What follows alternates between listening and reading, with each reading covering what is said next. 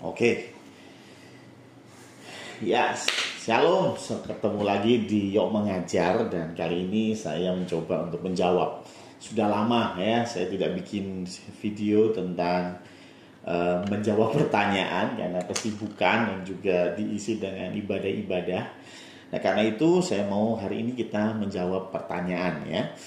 Ada satu pertanyaan yang datang dari Febri. Ya, Febri ini bertanya begini, dia mengirim satu link video. Ya, kita lihat dulu videonya seperti apa. Kan tas itu jangan saya lihat ada di kuburan. Tinggalkan sekarang. Molo huberin buat kamu ini, saya tidak mau menguburkan itu. Janji? Ya, janji.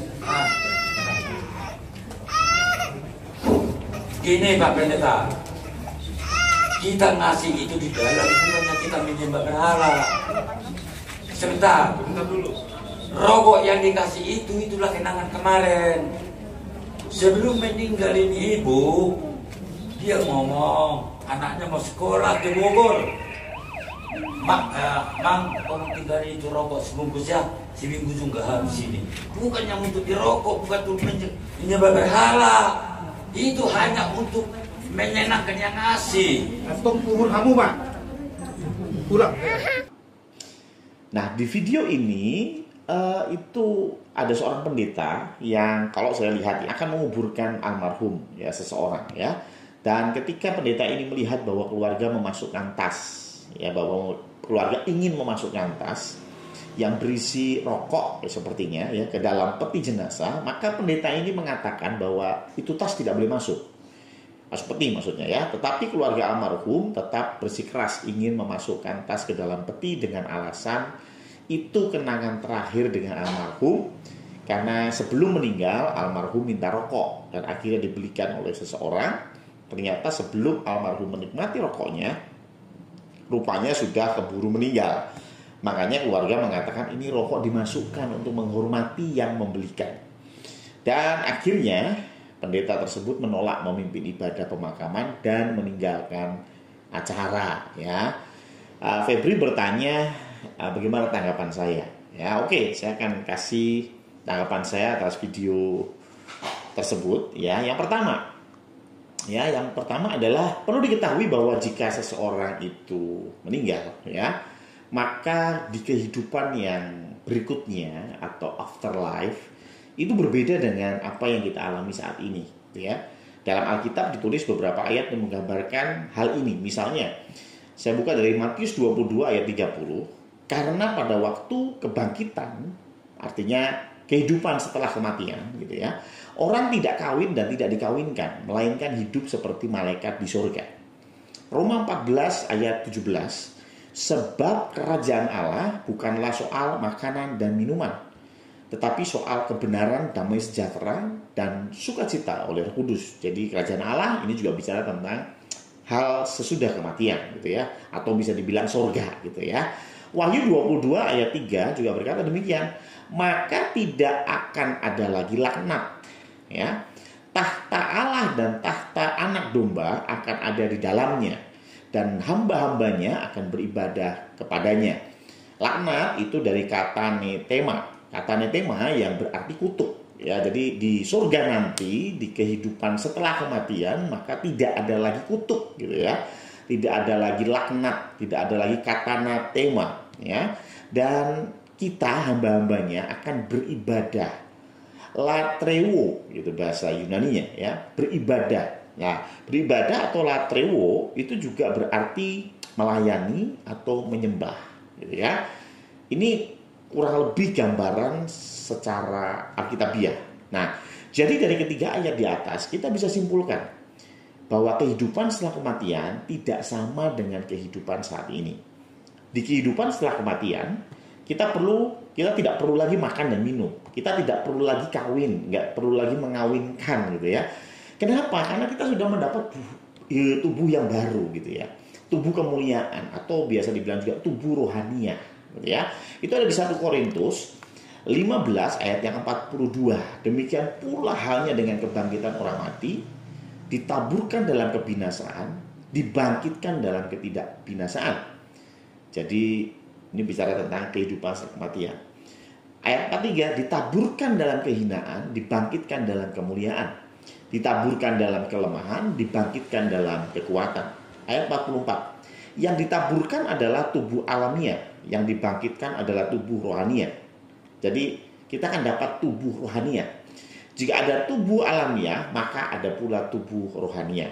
Ya. Filipi 3 ayat 20 juga berkata demikian. Karena kewarganegaraan kita adalah di dalam surga. Dan dari situ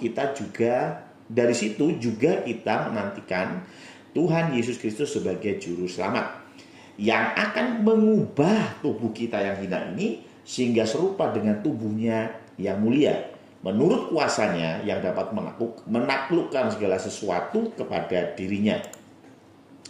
Jadi tubuh yang akan kita terima itu bukan tubuh yang seperti sekarang gitu ya, tapi tubuh yang tidak akan layu oleh usia, tubuh yang tidak akan terkena penyakit yang rusak dan lain-lain, tapi tubuh yang sempurna, yang abadi.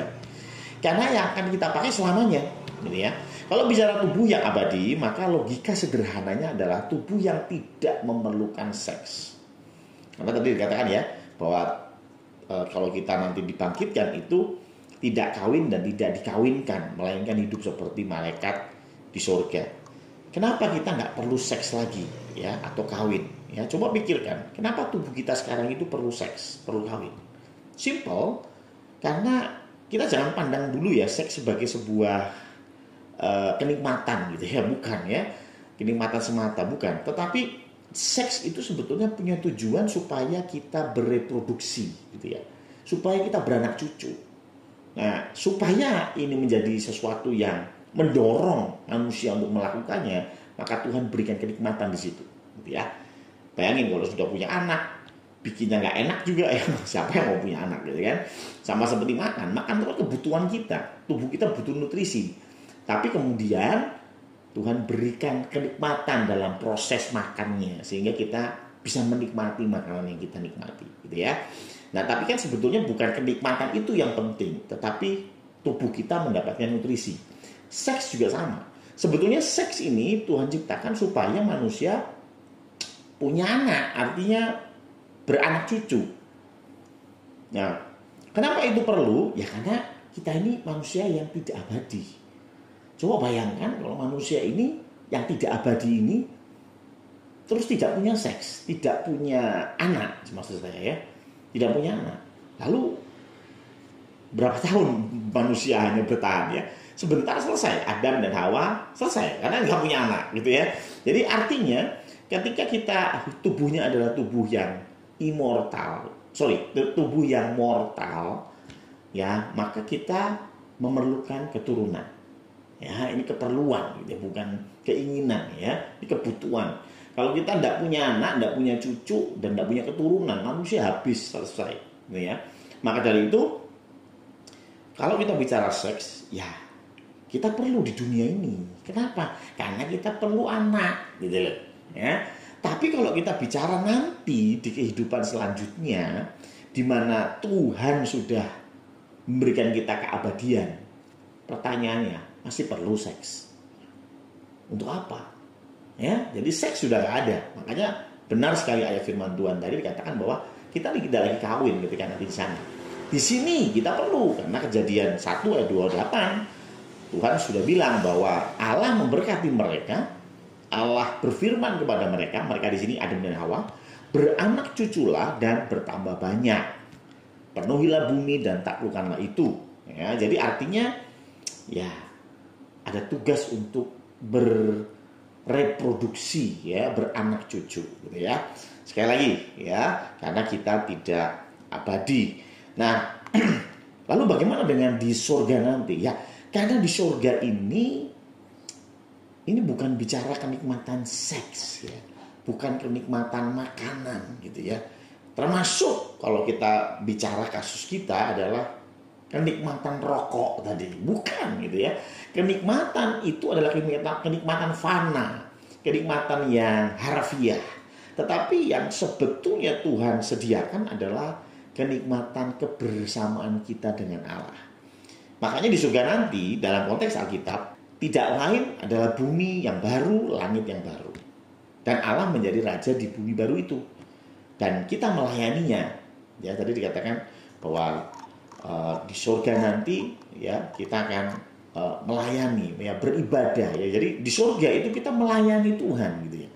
Bukan terus di surga ini kita pengen ayam goreng, cering datang ya. Kita pengen cewek seksi, datang. Kita pengen cowok ganteng, datang gitu ya. Bukan ya. Jadi kita di surga itu bukan dilayani, tapi kita di surga kita melayani. Kalau kita di surga pengennya dilayani, apa bedanya kita dengan Adam dan Hawa yang jatuh ke dalam dosa? Bukankah Adam dan Hawa yang jatuh ke dalam dosa, mereka jatuh karena mereka ingin seperti Allah. Artinya apa? Mereka pengen dilayani ya. Tetapi dari awal Tuhan bilang kita di surga nanti akan melayani gitu ya. Dan itu kebahagiaan kita gitu ya. Itu kebanggaan kita. Ya, kita bertemu muka dengan Allah. Kita bisa satu tempat, makanya Tuhan Yesus pernah bilang di mana aku berada, kamu pun berada. Itu kata-kata yang menunjukkan keintiman, kenikmatan. Bukan sekedar seks dan makanan, apalagi rokok. Yang kedua, banyak orang berpikir bahwa kehidupan setelah kematian ini itu harus membawa bekal yang banyak dari kehidupan sekarang. Ya, jadi bawa bekal gitu ya. Berbeda satu tadi. Yang kedua ini harus bawa bekal. Makanya nggak heran, ini ada di semua budaya. Kalau Bapak Ibu perhatikan piramid di Mesir, ya. Piramid di Mesir itu adalah istananya Firaun di kehidupan setelah kematian. Mereka percaya begitu. Makanya dibikinlah piramid yang bagus, yang megah, karena mereka berpikir Firaun di sana perlu istana, dan istana itu harus dibawa dari dunia ini. Firaun perlu kuda, makanya di dalam piramid itu ada mumi kuda. Jadi kuda dimumikan supaya mereka pikir biar nanti di sana ada kuda untuk dinaiki oleh Firaun. Mereka juga membunuh dayang-dayang istri-istrinya Firaun. Dibunuh kenapa? Karena dimumikan, dan mereka berpikir bahwa ya biar di sana ada istrinya, nanti kalau di sana tidak ada istri gimana gitu ya. Sehingga semua itu dibawa, emas, berlian gitu ya, uang, itu semua dibawa, dimasukkan ke dalam kuburnya Firaun gitu ya. Dan saya melihat ini tidak cuma budaya Mesir kuno ya, tetapi hampir di semua budaya punya berpikir seperti itu. Salah satunya juga budaya Cina, yaitu namanya cengbeng kalau nggak salah. Cengbeng ini dalam satu acara cengbeng ini biasanya mereka bakar uang palsu ya, uang-uangan. Mereka bakar mobil-mobilan, mereka bakar rumah-rumahan. Terus ketika saya tanya ini untuk apa kok dibakar, mereka jawab, oh ini saya ngirim ini ke orang tua saya yang sudah meninggal. Saya ngirim ini ke opa oma saya yang sudah meninggal. Jadi konteksnya adalah apa yang diperlukan di kehidupan yang akan datang itu harus disediakan di kehidupan sekarang gitu, dan ditransfer melalui peti atau melalui kuburan atau melalui dibakar tadi ya, sehingga mobil-mobilan dibakar. Bahkan saya pernah lihat video yang betul-betul bakar mobil gitu ya. Ya itu untuk dikirim ke opa oma atau orang tua yang sudah meninggal ya. Nah ini konsep yang kedua yang salah menurut Alkitab ya. Kenapa? Karena memang ya kehidupan sana berbeda. Kalau kita mau ngirim mobil lah, terus mobilnya emang di sana ada Pertamax ya, emangnya di sana ada Pertalite, susah juga ya loh. Jadi artinya ya janganlah kita mengirim barang-barang atau menyertakan barang-barang di dalam kubur, karena apa? Itu sangat-sangat tidak akan terpakai. Contoh, beberapa waktu yang lalu juga ada heboh, ada jemaat yang memasukkan Alkitab ke dalam peti. Saya juga nggak setuju gitu ya. Ngapain Alkitab ditaruh di dalam peti gitu ya? Kenapa? Lah jenazahnya kan sudah nggak bisa baca. Kalau mau ngasih Alkitab ya ketika jenazahnya masih hidup dan bisa baca, ya kan? Ada juga yang membawa baju-baju, baju-bajunya almarhum itu dibawa dimasukin ke peti semua. Lah pertanyaan saya, lah emangnya butuh ganti baju gitu kan? Nah kan enggak loh ya, karena itu ya kenapa kita harus bawain baju-baju segala gitu ya. Nah ini amat sangat tidak tidak masuk akal menurut saya, tidak logis gitu. Apalagi kita gabungkan dengan konsep doktrin Kristen yang kita pahami tadi. Jadi di tempat sana nanti ya beda dengan kita. Nggak ada duit di sana, nggak ada ATM, itu nggak ada, percaya saya ya. Maka dari itu termasuk di dalamnya rokok, terlepas rokok boleh atau enggak ya, itu terlepas, itu masih perdebatan. Tapi intinya, kalaupun mau dibawain rokok, lah buat apa? Emangnya di sana bisa ngerokok? Kan nggak bisa juga, ya. Nah kalau misalnya dikatakan ya untuk menghormati yang membelikan, lah ya sekali lagi itu kan sama saja buang gitu ya. Menurut saya malah tidak dihormati. Kalau saya yang beliin rokok, saya malah merasa itu loh, kalau malah rokoknya malah dipendem ya. Harusnya rokoknya ya dinikmati sama yang hidup gitu maksud saya ya. Jadi ya nggak usah lah gitu ya. Tapi mungkin ada yang bertanya, lah terus orang Kristen tuh biasanya kalau dikubur itu pakai jas, kemeja gitu ya, sepatu gitu ya. Berarti nggak usah dong Pak Pendeta, telanjang aja lah, masukin peti. Ya betul sih, memang setuju saya. Dalam arti kata setuju adalah baju, jas dan lain sebagainya itu nggak kepake, nanti juga akan dibuang itu. Ya cuman masalahnya orang Kristen itu kan nanti ada yang layak, ada yang lihat, gitu ya. Ada yang lihat. Dan sekarang kalau ngelihat misalnya saya meninggal gitu ya, saya meninggal, saya ditaruh di peti, terus ada jemaat yang melihat atau melayat, dilihat saya telanjang, malu-maluin gitu. Makanya saya dipakaikan baju yang bagus, yang pantas gitu ya. Nggak harus baru. Kalau saya pesan sama istri saya, nggak usah dipakai baju yang aneh-aneh. Baju yang ada yang penting pantas pakaikan, saya siap dikuburkan. Ya karena apa? Loh, ya, itu kan nanti dibuang juga. Yang bagus-bagus gimana? Kalau ada yang bisa pakai, teman atau tetangga atau saudara, daripada itu terbuang percuma, betul nggak? Ada orang-orang yang lebih membutuhkan ya baju, boleh gitu ya. Artinya itu jauh lebih bermanfaat daripada dikubur. Buat apa? Nggak akan kepake ya. Maka dari itu kalau orang Kristen mempersiapkan segala sesuatunya, ya saya setuju. Didandani supaya bagus, ya setuju. Kenapa? Banyak yang lihat ya. Nanti kalau sudah ditutup petinya, ya sudah nggak ada yang lihat ya. Itu konteksnya ya. Jadi sekali lagi, yang pertama adalah bagaimana kehidupan setelah kematian itu berbeda, konteksnya berbeda. Kenikmatan merokok sudah tidak ada lagi. Yang kedua, ya tidak bisa kita transfer materi dari dunia ini ke dunia setelah kematian, ya nggak mungkin bisa ya. Makanya di piramid Mesir kuno itu bukannya jadi berkat, malah jadi masalah. Kenapa? Karena banyak tomb raider ya, pembongkar atau perampok makam ya. Mereka bongkar makamnya karena mereka tahu di dalam makam biasanya ada emas, berlian, ya ada barang-barang berharga, itu mereka jarah gitu ya. Karena apa ya? Karena ya nggak mungkin sampai di kehidupan selanjutnya ya. Yang ketiga yang saya tanggapi adalah respon pendeta yang menolak memimpin ibadah gitu ya. Saya melihat pendeta ini tegas, bagus, mantap, jos ya toh. Itu baik ya. Saya kalau di posisi beliau mungkin saya akan lakukan hal yang sama ya. Kenapa saya bisa bilang begini? Karena saya sudah pernah sampaikan ini di jemaat saya. Ya, jadi saya sudah sampaikan ke jemaat saya tentang hal ini gitu ya. Bahwa ya ngapain kita bawain Alkitab di tempat orang meninggal, maksudnya ditaruh di peti gitu, ngapain? Saya sudah sampaikan ini di jemaat. Karena saya sudah sampaikan ini di jemaat, kalau ada jemaat yang masih ngotot pengen taruh barang-barang yang nggak jelas di peti mati, saya akan menolak. Ya, karena saya sudah ngomong, saya sudah ajarin ya. Tapi kalau saya belum pernah mendidik jemaat tentang perkara ini, ya saya kira saya tidak akan terlalu kaku ya. Karena apa ya? Saya belum ngajarin gitu ya. Tapi kalau saya sudah mengajarkannya, saya akan tegas tentang hal ini gitu ya. Sama seperti ya guru misalnya, guru nggak pernah ngajarin, terus tiba-tiba muridnya bikin kesalahan, ya itu bukan salahnya murid 100% ya. Ya itu ada kesalahan guru juga karena belum diajarin. Tapi kalau gurunya sudah ngajarin dan muridnya nggak mau ngerjakan atau nggak bisa, ya itu 100% kesalahannya murid gitu ya. Karena memang ya guru sudah ngajarin.